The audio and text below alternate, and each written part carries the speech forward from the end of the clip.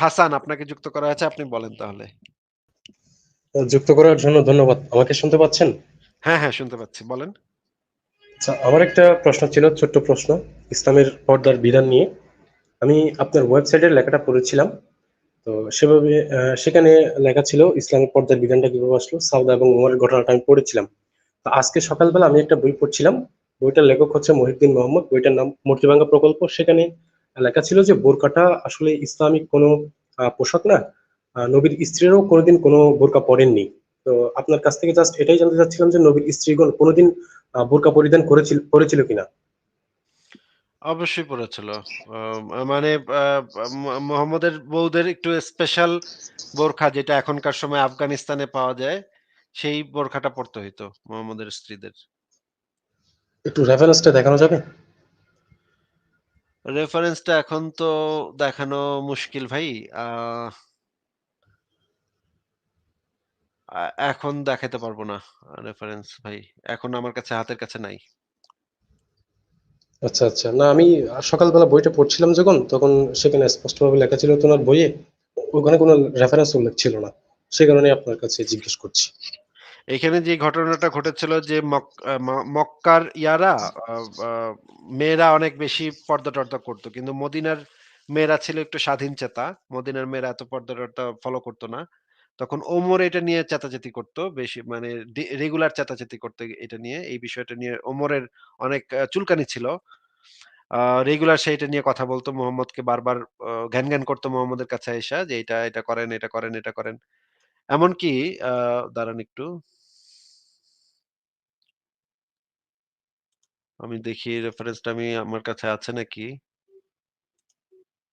তাহলে আমি আরেকটা রেফারেন্সও দেখায় দিব এটার সাথেই।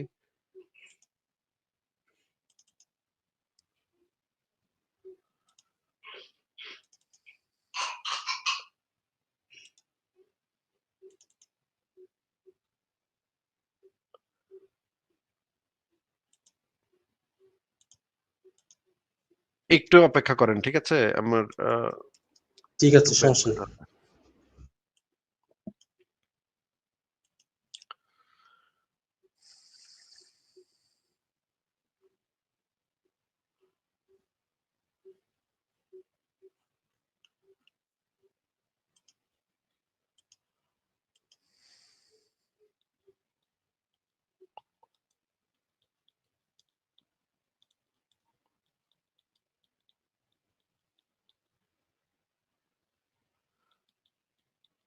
না, ওই রেফারেন্সটা এই মুহূর্তে আমার কাছে নাই আসলে।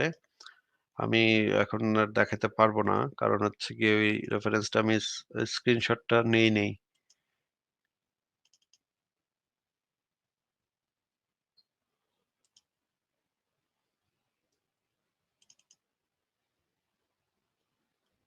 মানে আমি যেটা বলতে চাচ্ছিলাম যে সেটা আপনি আমাকে পরে একদিন মনে করায় দিয়েন তাইলে আমি মানে স্ক্রিনশটটা আবার নিয়ে রাখবো।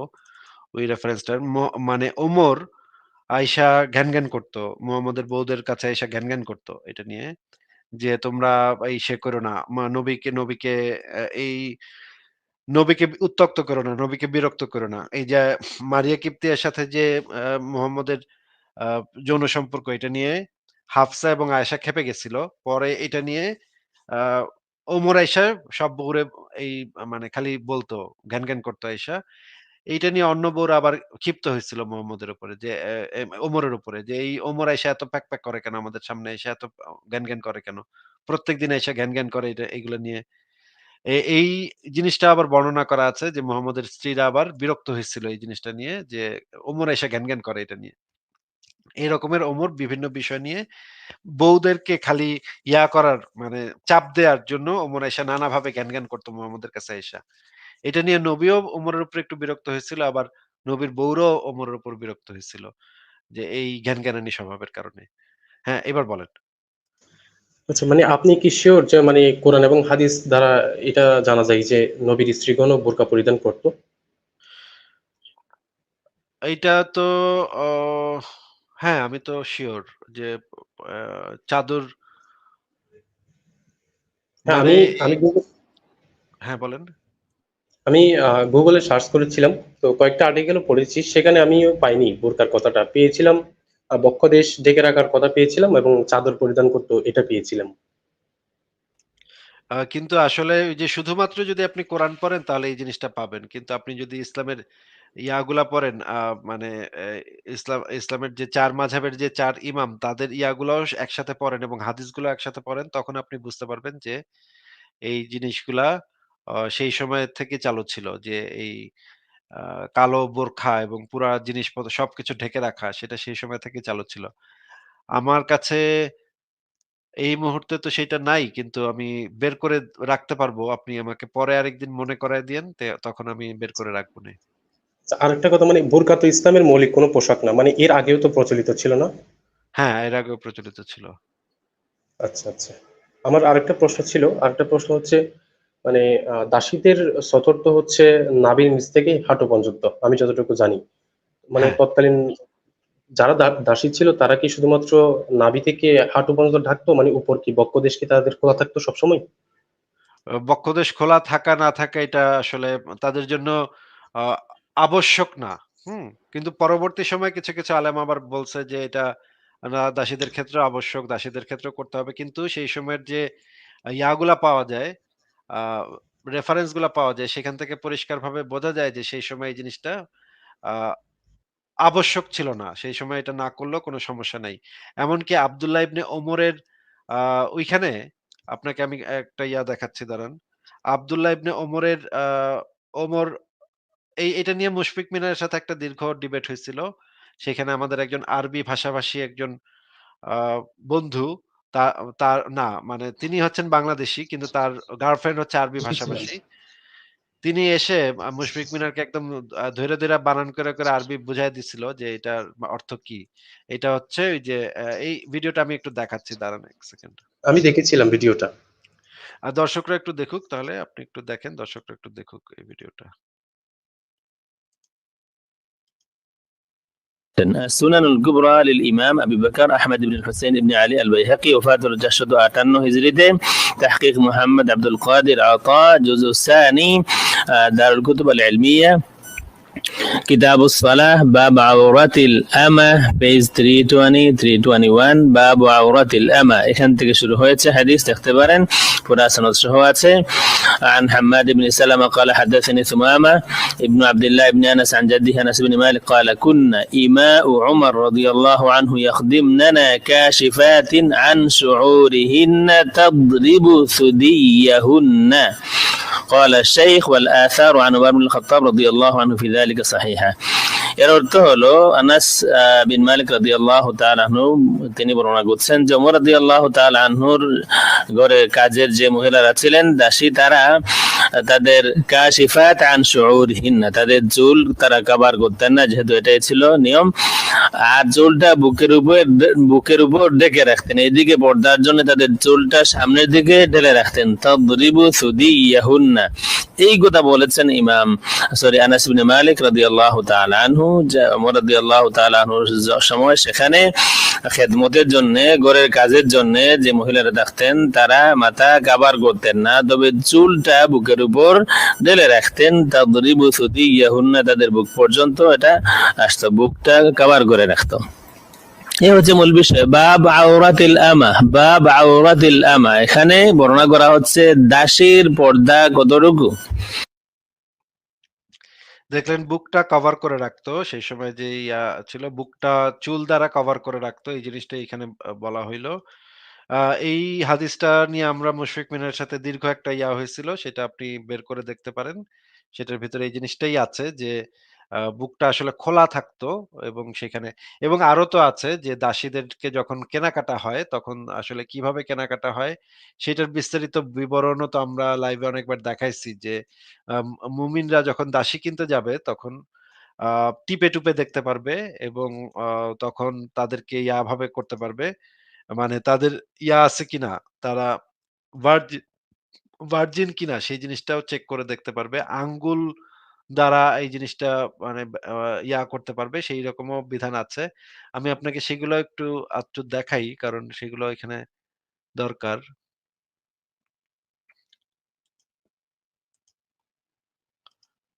আলোচনাটা যখন উঠলোই তখন এই জিনিসগুলা দেখে নেয়া টা দরকার খুবই জরুরি। দেখেন এখানে দেখেন যে জিনিসটা আমি দেখাচ্ছি সেটা হচ্ছে আশরাফুল হিদায়া থেকে ইসলামিয়া কুতুবখানা ৯ম খণ্ড পৃষ্ঠা ৬১৮, ৬১৯। এখানে দেখেন যে জিনিসটা বলা হচ্ছে যে আ মানে দাসী কেনা-টেনার যে মাসালা। যদি কেউ দাসী ক্রয় করার ইচ্ছা করে তাহলে সেসব স্থান স্পর্শ করাতে কোনো সমস্যা নেই। যেসব স্থান দেখা বৈধ। যদিও এতে উত্তেজিত বা কামভাব জাগ্রত হওয়ার আশঙ্কা হয়। এভাবেই মুক্তাসারুল কুদরিতে মাসালাটি বর্ণিত আছে। জামিউল সাগীর গ্রন্থেও মাসালা এরূপ নিঃশর্তভাবে বর্ণনা করা হয়েছে। কোনো ব্যাখ্যা দেওয়া হয়নি। আমাদের মাশায়েখ বলেছেন, এ অবস্থায় প্রয়োজনের স্বার্থে দৃষ্টিপাত করা বৈধ, যদিও উত্তেজিত হওয়ার আশঙ্কা বোধ করা হয়। তবে কামভাব জাগ্রত হলে কিংবা কামভাব জাগ্রত হওয়ার প্রবল ধারণা হলে স্পর্শ করা বৈধ হবে না। কেননা এটা এক প্রকারের ভোগ বলে বা স্বাদ আস্বাদন গণ্য। আর ক্রয়ের ইচ্ছা না থাকা অবস্থায় কামভাব না থাকলে দৃষ্টিপাত ও স্পর্শ করা বৈধ। যখন কোনো দাসী সাবালক তথা প্রাপ্তবয়স্ক হয় তখন সে যেন শুধুমাত্র নিম্নাঙ্গের একটি পোশাক পরে নিজেকে লোকজনের সামনে পেশ না করে। এর কারণ আমরা ইতিপূর্বে বর্ণনা করেছি যে দাসীর পেট ও পিঠ সতরের অন্তর্ভুক্ত। ইমাম মুহাম্মদ থেকে এও বর্ণিত আছে যে যখন কিশোরী এমন বয়সে উপনীত হয় যে তাকে দেখলে কামভাব জাগে এবং তার মতো মেয়েদের সাথে সঙ্গম করা যায়, তাহলে সে সাবালিকার মতো তাকে এক কাপড়ে বাজারে উপস্থিত করা যাবে না তার মাঝে কামভাব থাকার কারণে। আচ্ছা, এই বাজারে উপস্থাপনের ব্যাপারটা এখান থেকে আলোচনা পেলাম আমরা। উপরের ইবারতে দাসী ক্রয়ের সময় শরীয়ত নির্ধারিত দর্শনীয় অঙ্গসমূহ স্পর্শ করা যাবে কিনা তা আলোচনা করা হয়েছে। ইমাম কুদরি তার মুক্তাসারুল কুদরিতে বলেন, যদি কেউ দাসী ক্রয় করার ইচ্ছা পোষণ করে তার জন্য দাসীর ওই সকল অঙ্গসমূহ স্পর্শ করা যায় যা দেখা জায়েজ। এমনকি যদি স্পর্শ করার দ্বারা ক্রেতার মধ্যে কামভাব জাগ্রত হয় তবুও। অর্থাৎ ইমাম মোহাম্মদ যে ব্যক্তি কোনো দাসী ক্রয় করার ইচ্ছা পোষণ করেছে সে তার জন্য দাসীর পায়ের নলি, বুক ও হাত স্পর্শ করাতে কোনো ক্ষতি বা দোষ নেই এবং এসব অঙ্গ অনাবৃত অবস্থায় দেখাতেও কোনো সমস্যা নেই। ভাই, এই জিনিসটা কি দেখা গেল? হ্যাঁ, হ্যাঁ, দেখা যাচ্ছে। আচ্ছা, এরপরে বলা হচ্ছে যে স্পর্শ করা দ্বারা কামভাব জাগ্রত হওয়ার আশঙ্কা থাকলে স্পর্শ করাও যায় তাদের মতে। মানে স্পর্শ করার দ্বারা যদি কামভাবও জাগ্রত হয় তাহলেও স্পর্শ করা জায়েজ হবে, কোনো সমস্যা নাই। আ ইত্যাদি, ইত্যাদি এখানে বর্ণনা করা হচ্ছে। পূর্ব যুগের ইমামগণ দাসী করার সময় তাদের ত্বক সম্পর্কে ধারণা নেওয়ার উদ্দেশ্যে স্পর্শ করাকে বৈধ বলতেন। পরবর্তীকালে মানে অনেকে অবৈধ বলেছেন, ঠিক আছে। যখন কোনো কিশোরী দাসী ১ম ঋতুমতী হয় তখন উক্ত দাসীকে বিক্রয়ের উদ্দেশ্যে বাজারে নিয়ে নিম্নাঙ্গ আবৃত হয় এমন এক কাপড় পরিয়ে তাকে দর্শন করা যাবে না। মানে নিম্নাঙ্গ আবৃত হয় এমন এক কাপড় পরিয়ে দর্শন করা যাবে না। কারণ ঋতুমতী হওয়ার অর্থ হলো সে বালেগা হয়েছে। ইত্যাদি, ইত্যাদি। তারপরে অ্যা যে কিশোরী দাসী কামভাবের পর্যায়ে উপনীত হয়েছে, তাকে বিক্রির জন্য এক কাপড়ে পেশ করা যাবে না। এরপরে দেখেন সহবাসের উদ্দেশ্যে যৌন দাসী ক্রয় করা। আ কিভাবে ক্রয় করবেন সেটাও এখানে বলা আছে যে সহবাসের উদ্দেশ্যে যদি হয়, দাসীটাকে আপনি ক্রয় করেন যদি শুধুমাত্র সহবাসের উদ্দেশ্যে সেটাও করা যাবে। কোন দাসী ক্রয় করার পর যদি তার মুখে বা বগলে দুর্গন্ধ অনুভূত হয় অথবা সে ব্যভিচারিণী বা জারজ বলে প্রমাণিত হয় তবে তাকে ফেরত মানে রিফান্ড অপশনও রাখছে। ইসলাম কত মহান একটা ধর্ম দেখেন। এই যে আমরা Amazon থেকে আমি অর্ডার করি। অর্ডার করলে বাসায় এসে চলে আসে। এটার আবার ১৪ দিনের রিফান্ড পলিসি আছে। কিছু, কিছু ক্ষেত্রে ১ মাসের রিফান্ড পলিসি আছে। মানে আমি ব্যবহার-ট্যাবহার করে আবার ফেরত দিতে পারি। এখানে দেখেন ইসলাম দাসী ক্রয়ের ক্ষেত্রে কত সুন্দর, কত চমৎকার রিফান্ড পলিসিও রেখেছে। যে বলেছে যে আ দাসী ক্রয় করার পর যদি তার মুখে বা বগলে দুর্গন্ধ অনুভূত হয় অথবা সে ব্যভিচারিণী বা জারজ বলে প্রমাণিত হয় তবে তাকে ফেরত দেয়া যাবে। কারণ অনেক সময় দাসী যৌন সম্ভোগের উদ্দেশ্যেও ক্রয় করা হয়। এই যে এই কথাটা দেখা গেছে ভাই যে যৌন সম্ভোগের উদ্দেশ্যেও ক্রয় করা হয়, এই কথাটা দেখা গেছে? হ্যাঁ, হ্যাঁ, দেখা যাচ্ছে। মানে মুমিনরা তো শুধুমাত্র যৌন সম্ভোগের উদ্দেশ্যেও দাসী ক্রয় করত, তাই না? হ্যাঁ, হ্যাঁ। তাহলে তো যেই দাসীদেরকে যৌন সম্ভোগের উদ্দেশ্যে ক্রয় করা হয় তাদেরকে তো যৌন দাসী বলে, তাই না? হ্যাঁ, হ্যাঁ। আর য মানে জনসংগ্রামের জন্য যদি ক্রয় না করে তো টিপে-টুপি দেখবে কেন আর? হ্যাঁ, টিপে, টিপে দেখার ওইখানে দরকার কি? এটা তো ওই যে দিয়ে তো তার কোনো কাজ নাই। সে হুদাই কেন টিপে, টিপে দেখবে? এটা তো অপ্রয়োজনীয়। আচ্ছা, আর শারীরিক ও চারিত্রিক এসব দোষ ত্রুটি ও দুর্বলতা তখন মিলনের পথে অন্তরা হয়ে দাঁড়ায়। সুতরাং দাসীর ক্ষেত্রে এগুলো দোষ। দ্রব্যের মধ্যকার ত্রুটি যদি এমন হয় যে যা থেকে দ্রব্য সাধারণত মুক্ত হতে পারে না, এমন ১ মণ সরিষার মধ্যে ১ পোয়া ১.৫ পোয়া কলা থাকাই দূষণীয় নয়। আচ্ছা ঠিক আছে। একটু আধটু প্রবলেম হলে সমস্যা নেই। আচ্ছা দেখেন, এইবার দেখেন আরেকটা জিনিস, আশরাফুল হিদায়ার ৯ম খণ্ডে যেটা বলা আছে, পৃষ্ঠা ৫৯৬ তে, এটা আরো জঘন্য।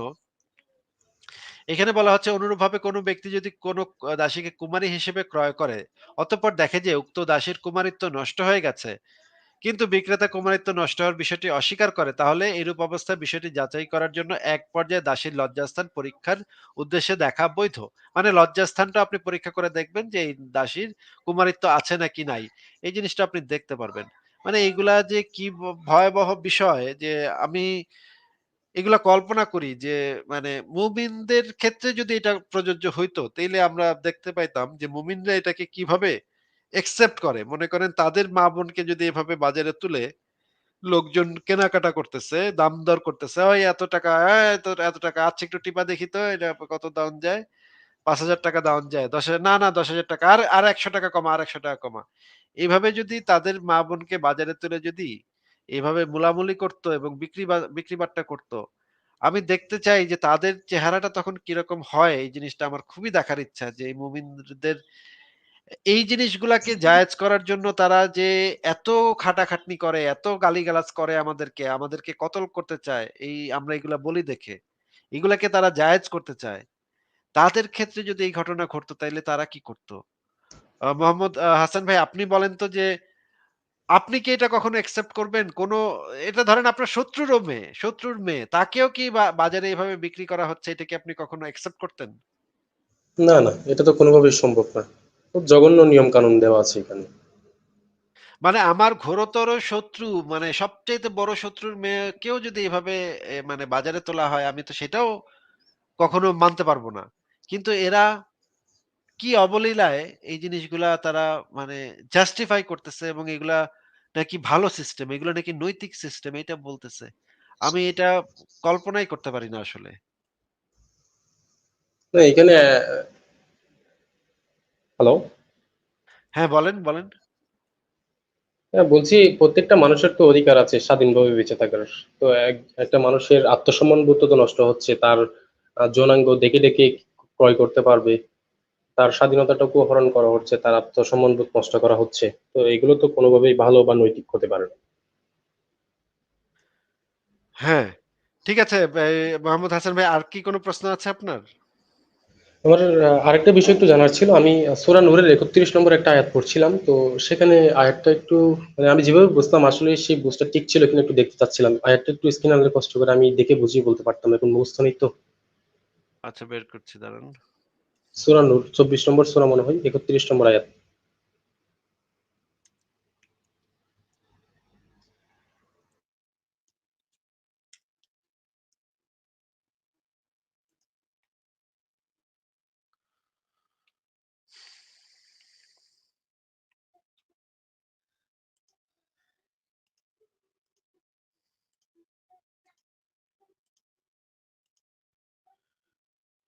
হ্যাঁ, এইখানে আমরা আল বায়ান ফাউন্ডেশনের অনুবাদটা পড়ি। দেখি এখানে কি বলা আছে। আচ্ছা, একটু ছোট করে দেই। এত বড় হইলে ভালোভাবে দেখা যায় না। হ্যাঁ, বলেন এটা। এইখানে বলা হচ্ছে, আর মুমিন নারীদের বলো যেন তারা তাদের দৃষ্টিকে সংযত রাখবে এবং তাদের লজ্জাস্থানের হিফাজত করে। আর যা সাধারণত প্রকাশ পায় তাছাড়া তাদের সৌন্দর্য তারা প্রকাশ করবে না। তারা যেন তাদের ওড়না দিয়ে বক্ষদেশকে আবৃত করে রাখে। তারা যেন তাদের স্বামী, পিতা, শ্বশুর, নিজের ছেলে, স্বামীর ছেলে, ভাই ও ভাইয়ের ছেলে, বোনের ছেলে, আপন নারীগণ তাদের ডান হাত যার মালিক হয়েছে, অধীনস্থ যৌন কামনামুক্ত পুরুষ অথবা নারীদের গোপনাঙ্গ সম্পর্কে অজ্ঞ বালক ছাড়া কারো কাছে নিজেদের সৌন্দর্য প্রকাশ না করে। মানে এখানে বলা হচ্ছে যে স্বামী, পিতা, শ্বশুর, তারপর হচ্ছে স্বামীর ছেলে, ভাই ও তার ছেলে, বোনের ছেলে, মানে তাদের সামনে কি তাদের গোপনাঙ্গ প্রকাশ করা যাবে, সৌন্দর্য প্রকাশ করা যাবে, এটা বলা হচ্ছে? আহ, না। এই যে, আর তারা যেন তাদের স্বামী, পিতা, শ্বশুর, নিজেদের ছেলে, স্বামীর ছেলে, ভাইয়ের ছেলে, বোনের ছেলে, আপন নারীগণ তাদের ডান হাত যার মালিক হয়েছে, অধীনস্থ যৌন কামনামুক্ত পুরুষ অথবা নারীদের গোপনাঙ্গ সম্পর্কে অজ্ঞ বালক ছাড়া কারো কাছে নির্দেশ সৌন্দর্য প্রকাশ না করে। মানে এই যাদের নাম উল্লেখ করা হয়েছে তাদের কাছে সৌন্দর্য প্রকাশ করতে পারবে।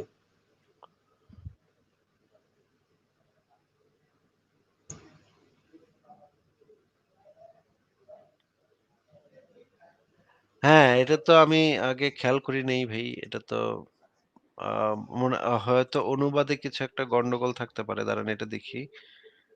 আ আর তারা যেন তাদের ইত্যাদি, ইত্যাদি তাদের মালিক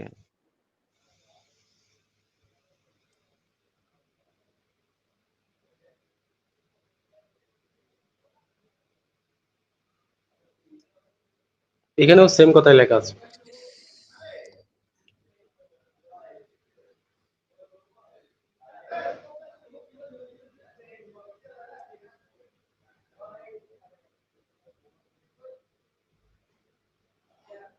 হ্যাঁ, এটা তো আমি আগে খেয়াল করিনি সেভাবে। হ্যাঁ, এটা একটা মানে ভালো পয়েন্ট করছেন তো। এটা নিয়ে মানে আমি যে আগে কখনো হ্যাঁ, মানে বলেন, যে বলেন। জিনিসগুলো যে জিনিসগুলো গায়রে মহরমের সামনে উপস্থাপন করা যাবে না বা দেখানো যাবে না, সেগুলো এইখানে যেগুলো বলা হচ্ছে শ্বশুরের সামনেও দেখানো যাবে, ভাইয়ের ছেলে বা স্বামীর ভাই তাদের কাছেও দেখানো যাবে, এরকম টাইপ কিছু।